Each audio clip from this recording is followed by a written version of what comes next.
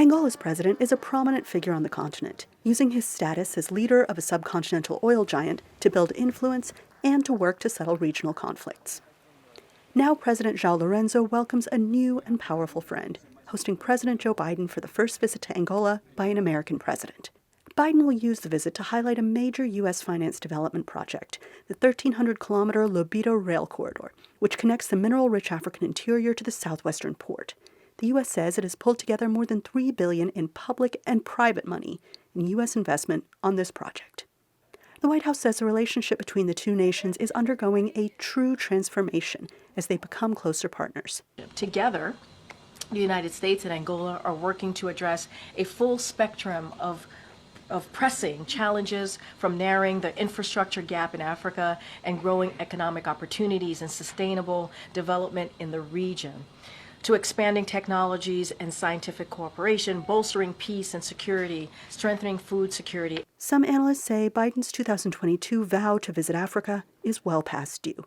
Biden originally planned to visit Angola in October, but the incoming Hurricane Milton forced him to postpone. I think coming as it does at the very tail end of his administration, without much to, I think, really celebrate in terms of his involvement in Africa, I think the visit will ring rather hollow. Lourenço and Biden don't agree on everything. While Biden's support of Israel is ironclad, Angola aligns more with the Global South's view.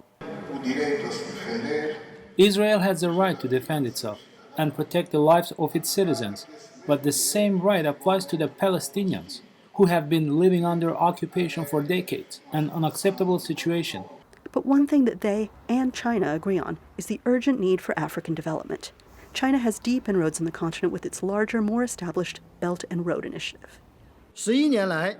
Over the past 11 years, Chinese enterprises have participated in the construction and renovation of more than 10,000 kilometers of railways, nearly 100,000 kilometers of highways, nearly 1,000 bridges, about 100 ports, 66,000 kilometers of power transmission and transformation lines, and 150,000 kilometers of backbone communication networks in various African countries.